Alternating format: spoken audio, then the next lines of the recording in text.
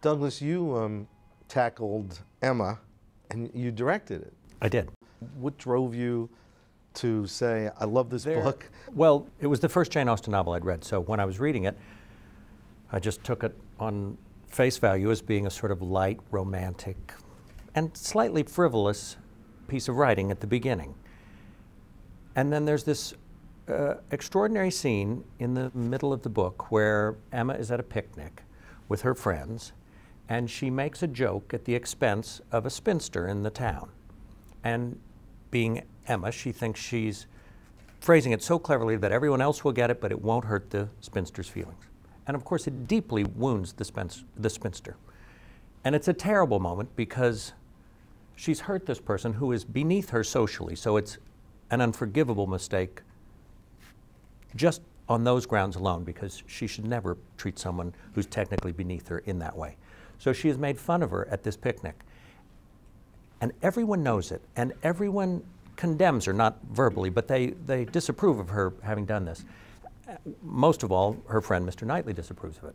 And what I loved about it is that all of a sudden you think you're here, you think you're on this shiny surface right here, and you think the whole book's going to be on that shiny surface right there for the whole book. And all of a sudden you find out there is a depth of feeling that for which you had not been prepared in just the right way, meaning it's the most wonderful surprise, and you think, oh my God, this is about so much more than I ever thought. And as a person who has more than once made the mistake of saying the wrong thing in a way that I thought was so smart and clever, and then it turns out to be not so smart and not so clever, and it ends up hurting someone's feeling, I thought how beautifully Austen captured that mistake, and also the desire to correct the mistake. You know, if you've ever hurt someone's feelings inadvertently, you feel sick about it. And that's the moment I thought, I love this book. I love this book. And then, of course, it gets better from there because she has to find her way back, and she does. And as I read it, the scenes, there were more than I needed, but as I read it, I thought, well, it just seems like a movie, meaning the scenes you need are all there. You have extra scenes, but they're all there. And it seemed kind of have a perfect shape for a movie. And when I was working with Woody on Bullets Over Broadway, I thought afterwards, I'm going to have a chance to do something that I wouldn't normally have a chance to do.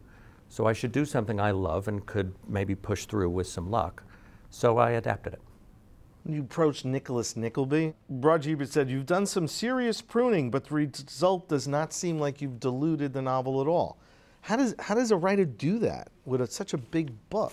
In Nicholas Nickleby, which was an early novel of Dickens, it's a less great novel than his great novels. And in some ways, because it's an early novels, his early novels were quite peripatetic. The stories wandered around a lot and went in and out of people, and even though it's called Nicholas Nickleby, you can go 40 pages without seeing Nicholas Nickleby in the story. You get the sister, you get the uncle, you get the mother, you get a lot of people. Not only that, but because of the storytelling style he was using, there's a passage early in the book where he sets off for Do the Boys Hall, where he's going to work. And they stop overnight because it's a 2 or 3 day trip. They stop overnight at an inn, and they meet someone at this inn, and the guy says, I've got an amazing story to tell you. And the guy tells the story, and it's like a 15-page story. And it's a very interesting story, and you're thinking, I can't wait to see how this is going to fit into the whole story. And you get to the end of the chapter, they leave the inn, you never see that guy again. The story has nothing to do with the rest of the book. It's just a good story, but it's a 15-page good story. I decided early on that if I just followed Nicholas and his journey, I could tell it. I mean, it's very long, but the essential elements of the story, which were his relationship to Smike and his sister and the woman he falls in love with, the theater troupe he gets involved with, that followed a clean line. And all the other things, which were painful to lose because they were charming and funny and sometimes touching, they really were to the side.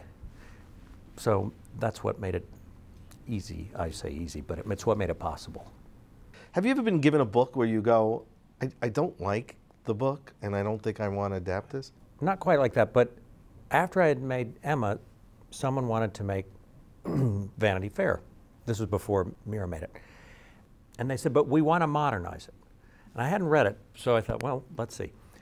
And so I start reading it, and, and it's utterly delightful, and it's quite satiric, and it's completely interesting, but it is set in the time of the Napoleonic Wars. And when they said modernize, they didn't mean to another nearby war, to the Napoleonic Wars. They meant right till now. And so I'm reading, and they're getting more and more into the Napoleonic Wars, and people are being sent to the front, and characters are being killed, and I kept thinking, how's this going to work? And so I just stopped, and I thought, I need some clarification. So I called the woman from the studio, and I said, I'm loving the book. I'm just loving it. I just have one question. You say you want to modernize it. Do you mean now, modern? Modern right now, like right after we finish talking now? And she said, oh, yeah. And she said, I mean, within the last few years. And I said, and the Napoleonic War, what are you thinking we'd use for that? And she said, well, the stock market crash. Bye. That's when you think, I read the book, but I thought, I can't work with you. I mean, I just thought we'll come to grief very quickly.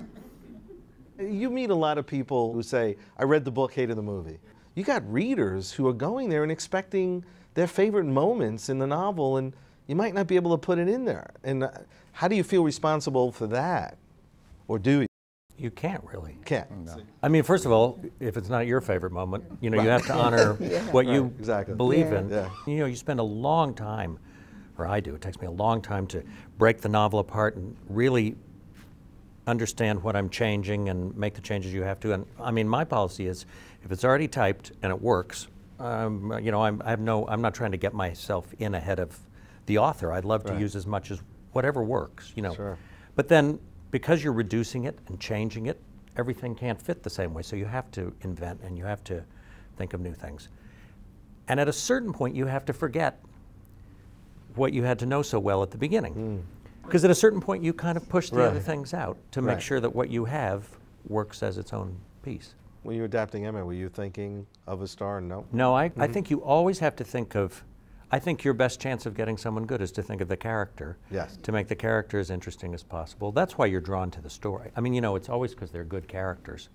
So I was just always thinking, how do I get Austen's voice or Dickens' voice and represent that person in a way that'll be real and persuasive to people?